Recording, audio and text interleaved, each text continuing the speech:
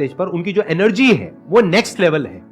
वो इंडिया के सबसे पॉपुलर मोटिवेशनल स्पीकर्स में से एक हैं। Please give an energetic and warm welcome to the one and only Sonu Sharma.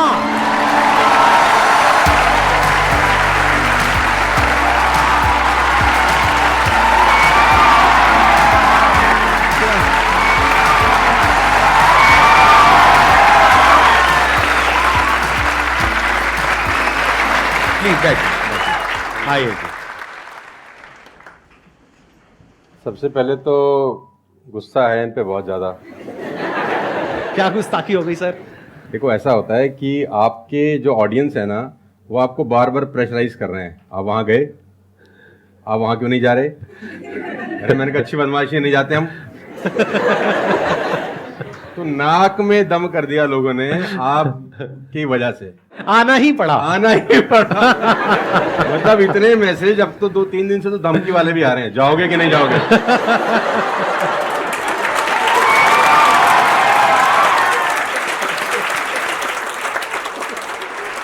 इस बहाने मिलना तो हो गया ना सर? इस बहाने मिलना हो गया। और मैं जानता हूं कि 2-2.5 महीने से हम लोग प्रोसेस में थे कि आपके से मुलाकात होगा, लेकिन अच्छा लगा बच्चों की एनर्जी देखकर और आपसे मिलकर वाकई में।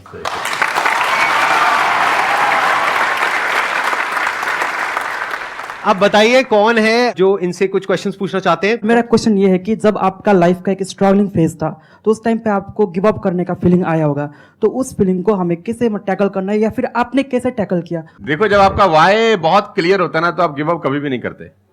कोई भी चीज क्यों करना है, ये सबसे इंपॉर्टेंट रोल प्ले करता है। There is a book by Simon Sinek called learn your why, कि आप कोई भी काम क्यों कर रहे हैं, है ना। तो अगर आप उस किताब को पढ़ेंगे ना, तो आपको बहुत सारी चीजें सीखने को मिलेंगी।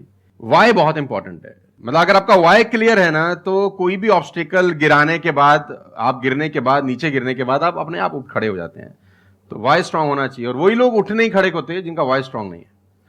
मैं एग्जांपल देके समझाता हूं आपको। फॉर एन एग्जांपल, मैं आपको वुडन स्ट्रोक दूं, 2 फुट जिसका विड्थ हो और 30 फीट जिसका लेंथ हो, और आपको बोलूं मैं यहां से वहां आपको ट्रेवल करना है उसके ऊपर चल के, और मैं आपको 10,000 रुपए दूंगा, तो आप चल लेंगे बहुत आराम से? आप सवाल को ट्विस्ट करते हैं। अब उसी फट्टे को मैं 100 माले की 2 बिल्डिंग के बीच में लगा दूं, अब आप चलेंगे? लेकिन मैं अगर आपको अभी भी चलवा दूं तो आप अभी भी चलेंगे। अगर आपको पता हो कि दूसरी बिल्डिंग में आपकी बेटी है और उस बिल्डिंग में आग लग गई है, और मैं आपको 1 रुपया भी नहीं दूंगा, फिर भी आप चलेंगे? बिकॉज आपका वाई क्लियर है। जब जब आपका वाई क्लियर होता है ना, तो कोई भी ऑब्स्टिकल, कोई भी गिरावट आपको कभी रोक नहीं सकती। लेकिन जब वाई क्लियर नहीं होता, तो छोटी सी छोटी ऑब्स्टिकल भी आपको वापस ले जाती है जहां से आपने जर्नी स्टार्ट किया होता है। वाई इंपॉर्टेंट है। आप सबसे मेरा एक क्वेश्चन है, आप कैसे बनना चाहते हो? जैसे एक होता है कि जरा सा भी कोई थोड़ी सी भी प्रॉब्लम आई तो रोने लग गए, परेशान हो गए। एक ऐसी पर्सनालिटी आपकी हो सकती है कि आने दो, जो आ रहा है आने दो, देख लेंगे, संभाल लेंगे। वो किसके अंदर हो सकता है? जिसने बहुत सारी छोटी छोटी प्रॉब्लम्स को फेस किया है, वही तो बोल सकता है ना आने दो। इस बात को अच्छे से समझ लो कि स्ट्रांग बनते कैसे हैं। स्ट्रांग बनते हैं प्रॉब्लम से, फेलियर से, स्ट्रगल से, सक्सेस से नहीं। सक्सेस से तो दिमाग खराब होता है हम सबका। सच बता रहा हूं आप लोगों को। अभी आप लोगों के लिए सक्सेस बहुत इंपॉर्टेंट है ना। सक्सेस से कुछ नहीं होता है। सक्सेस जब मिल जाते हैं, हम अपने कंफर्ट जोन में चले जाते हैं और दिमाग खराब हो जाता है, ईगो बढ़ जाती है। बट एक्चुअल में एक इंसान अंदर से जो स्ट्रांग बनता है ना, वो बनता है ठोकरे खा खा करके, प्रॉब्लम्स को फेस करके, स्ट्रगल्स को देख करके। तो आप जितना अभी इस एज में फेलियर्स को देख लोगे, फेलियर से डरोगे नहीं, उतना ही आने वाले 10 साल बाद स्ट्रांग हो जाओगे। With all the respect and regard to everybody, आप देखेंगे कि जो सड़क किनारे बहुत सारे लोग रह रहे होते हैं ना, तंबू वंबू लगा के कुछ सामान बेच रहे हैं टाइप्स, वहां देखना उनके बच्चों का इम्यून सिस्टम बहुत शानदार होता है। वो सर्दी में, जनवरी की सर्दी के अंदर वो नंगा ही खेल रहा होगा सर, और हमारा पैम्पर्ड बच्चा ब्लैंकेट के अंदर उसको जुकाम हो जाता है, जरा सा हवा लग जाए ठंडा। तो जो ठोकरे हैं ना, वो आपका इम्यून सिस्टम बहुत अच्छा बना देते हैं। सफलता, सही कह रहे हैं संदीप जी, कि दिमाग खराब करती है। तो ये जो 5-6 साल हैं, फ्रॉम 14 to 20 और 22, यहां तो आदमी की रगड़म पट्टी होनी चाहिए दबा के। मतलब उसके तो खून के आंसू आ जाने चाहिए कि जिंदगी में भगवान ने मुझे क्या दिया है। सही कह रहे हैं, बिल्कुल सही कह रहे हैं। बता रहा हूं अपना। जो मैच्योर लोग रहते हैं, जिनको लगता है कि यार एक कुदरत टेस्ट ले रही है यार हमारा, वो तो खुद ही बोलता है, अगर 2-4 साल कुछ ना हो ना, ऊपर देख के बोलता है कुछ कर नहीं रहे क्या। मुझसे भरोसा उठ गया है क्या? हाँ सही बात है। भेजो कुछ चैलेंज, मैं तैयार हूं कुछ बड़ा मजा करने ही नहीं के आता लिए। उसके बिना मजा ही नहीं हम आता। तो लोग वो हैं कि हम गाड़ी चलाते हैं ना, 4-5 साल स्मूथ चलने लग जाए गाड़ी रोड पे, तो हम गाड़ी रोक के खुद ही खड्डा खोदते हैं सड़क पे। साला इतनी स्मूथ क्यों चल रही है? कोई ना कोई चैलेंज चाहिए यार, मजा नहीं आ रहा यार गाड़ी चलाते हुए।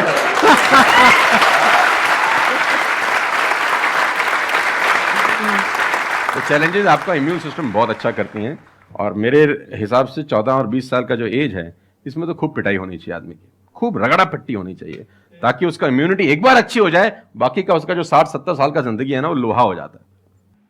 आपको खुद पे भरोसा रखना बहुत जरूरी है। दुनिया तो नहीं करेगी, ये तय है। दुनिया तो चड्डे में बम लगाएगी आपके।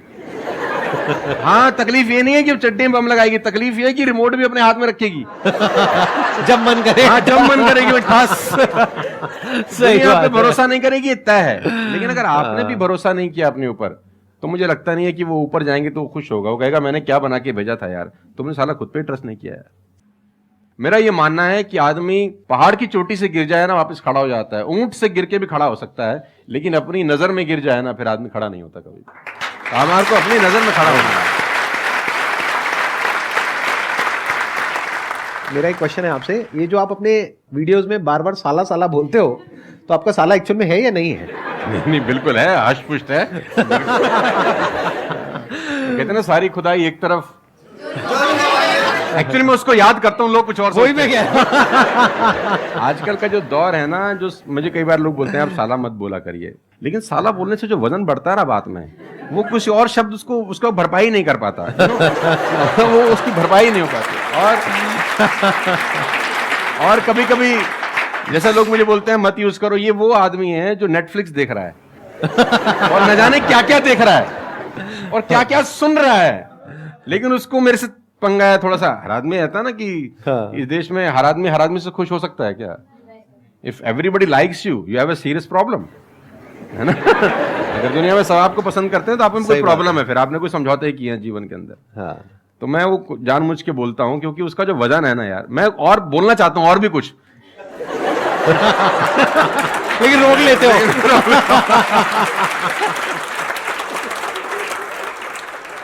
सर मैं क्वेश्चन करना चाहता हूँ कि जैसे लाइफ में सबके लिए सब कुछ क्लियर होती है, नॉलेज सबके पास है, क्लियर कट सब है सब रास्ते के लिए कि क्या करना है क्या नहीं करना। कुछ चीज़ें उनको रोकती है, पता है उसको भी वो क्या रोकती हैं क्या नहीं रोकती हैं, फिर भी वो चाह के वो बंदा आगे नहीं बढ़ पाता उन चीज़ों को लेके।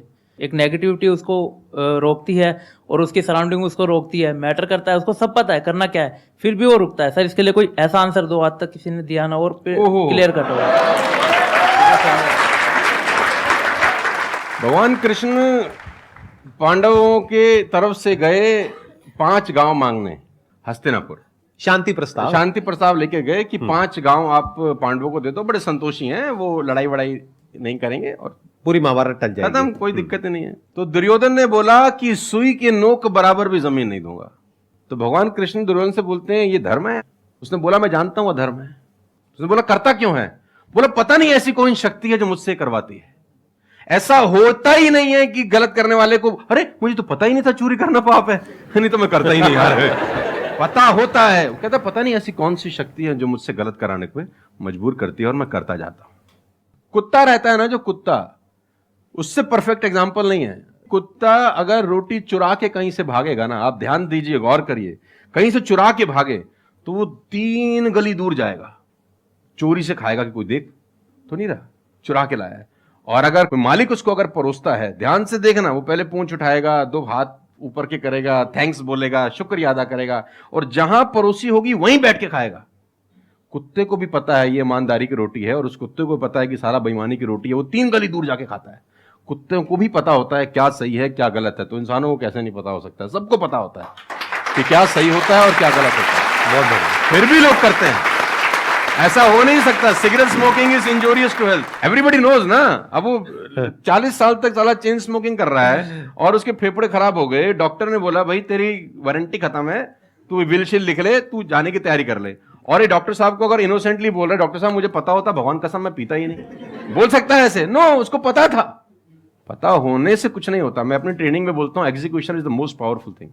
आपको सब पता है, सुबह सैर करने से सेहत अच्छी रहती है, हर किसी को पता होता है। गरीब भी कर सकता है, अमीर भी कर सकता है, चप्पल है तो भी कर सकता है, नाइकी का जूता वाला भी कर सकता है, लेकिन फिर भी नहीं करता ना। पता होने से क्या होता है? कुछ नहीं होता, एग्जीक्यूशन इज इंपॉर्टेंट। यहां पर मैं थोड़ा सा ऐड करूंगा इनकी बात में। अब इस प्रॉब्लम को सोल्यूशन क्या है? जैसे फॉर एग्जांपल, एक बार आपको सिगरेट की लत लग गई, तब अगर आप एक क्वेश्चन पूछोगे तो आपके लिए सिगरेट को छोड़ना, अगर मानो आपको 10 साल हो गए सिगरेट पीते हुए, अब एकदम से सिगरेट को छोड़ना बहुत ही मुश्किल है। मैं बोलता हूं आसान है, लेकिन इतना आसान नहीं है, क्योंकि बायोलॉजिकली आपकी जो ब्रेन है वो मांगेगी उस चीज को। अब सिर्फ साइकोलॉजिकली आप क्रेव नहीं कर रहे सिगरेट के लिए, बायोलॉजिकली भी वो क्रेविंग उठेगी अंदर से। जैसे भूख लगती है, प्यास लगती है, वैसे ही निकोटिन मांगेगी आपकी जो ब्रेन है। तो इसका सोल्यूशन क्या है? जब भी कोई गलत काम करने की शुरुआत कर रहे हो, आपको पता है कि वो सही है गलत है, तभी आपने क्वेश्चन पूछा, आपको पता है कि मैं यहां पर गड़बड़ कर रहा हूं। अब वो गड़बड़ क्या हो सकती है? टाइम खराब कर रहा हूं। एक बार आदत पड़ गई टाइम खराब करने की, उसके बाद बहुत मुश्किल हो जाएगा उसको छोड़ना। बहुत लेकिन अगर शुरुआत हो रही है टाइम खराब करने वही की, रोक लिया, वही रोक लिया, पहली सिगरेट पे आप रुक गए, तो बच जाओगे। मैं आपको संदीप जी को ऐड करता हूं, ये बिल्कुल फैंटास्टिक बात बोली इन्होंने, बहुत जबरदस्त बात बोली। एक गुरु और एक चेला कहीं से ट्रेवल कर रहे थे, राइट? कोई जंगल टाइप जगह थी, तो गुरु ने बोला इसको उखाड़ दो। क्या उखाड़ दो? वो छोटा सा पौधा सा लगा था, इतना सा उंगली जितना बाहर आया था। तो बच्चे ने बोला कौन सी बात है, खट से उखाड़ दिया। हाँ। थोड़ा सा और आगे गए तो 2-2.5 फुट का एक छोटा सा पेड़ था। गुरु ने बोला इसको उखाड़ दे। उसने थोड़ा सा जोर लगाया, वो भी उखाड़ दिया। फिर 4-5 फुट लंबा पेड़ था। गुरु ने बोला अब इसको उखाड़ दे। थोड़ी सी उसको मेहनत लग रही, लेकिन उसने फाइनली उसको भी रिमूव कर दिया। अब एक बरगद का पेड़ था करीब करीब 20 फीट ऊंचा। गुरु ने बोला अब इसको उखाड़। बोला महाराज कैसी बातें करते हुए कैसे उखड़ेगा? बोला यही सिखाना चाह रहा था कि एक बार जड़ें गहरी हो जाए ना तो उसको उखाड़ना बहुत मुश्किल होता है।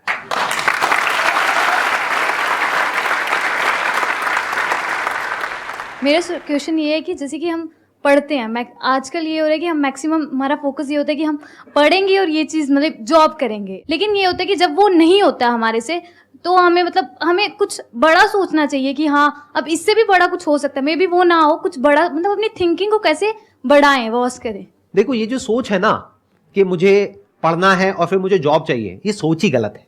अगर आप मुझसे पूछोगे तो मेरे स्टैंड पॉइंट से सोच पता है क्या होनी चाहिए? इतना तगड़ा इंस्ट्रूमेंट हमको मिला हुआ है, ये जो ह्यूमन बॉडी है, इसको एक इंस्ट्रूमेंट की तरह देखो। कितना कमाल का इंस्ट्रूमेंट है, क्या ब्रेन है हमारे पास में, क्या थिंकिंग पावर है, क्या एबिलिटीज है। इसको हम यूज कर रहे हैं किस लिए? सर्वाइव होने के लिए। सर्वाइव तो जानवर भी कर जाते हैं, उसमें क्या बड़ी बात है? तो नॉलेज को यूज करो, यानी एजुकेशन को यूज करो कुछ क्रिएट करने के लिए। माइंडसेट को चेंज करो। अभी क्या एज है? 20 साल, 22 साल।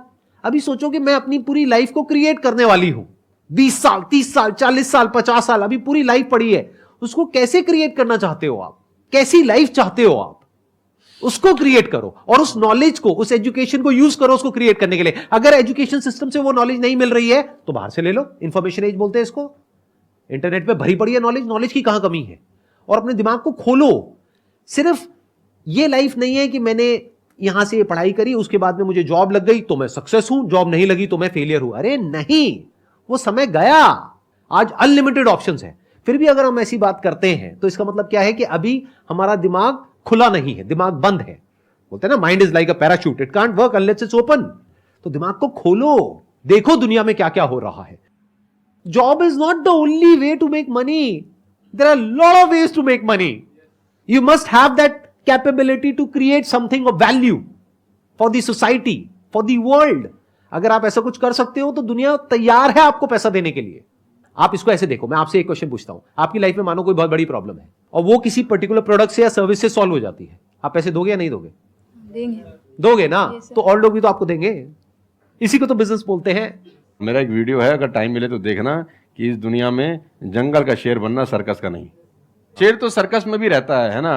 अब वो जो चाबुक वाला ना उसको नचाता है, आग में से भी कूदने को बोलता है तो बेचारा कूद जाता है। उसको सिर्फ सहूलियत ये होती है कि उसको टाइम पे खाना मिल जाता है बस। लेकिन जो जंगल का शेर है उसको कभी मिलता है, कभी नहीं मिलता। उसको रोज हॉन्ट करना पड़ता है। Every day when the sun rises उसको भागना पड़ता है शिकार के लिए, नहीं तो वो शाम का अपना सूर्यास्त नहीं देख सकता, मर जाएगा।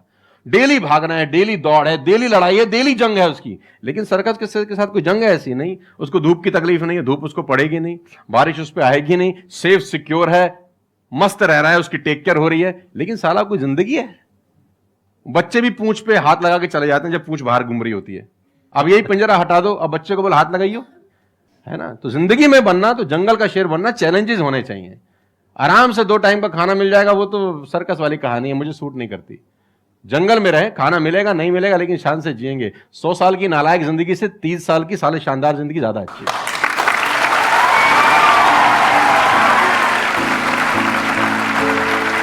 Thank you so much, thank you.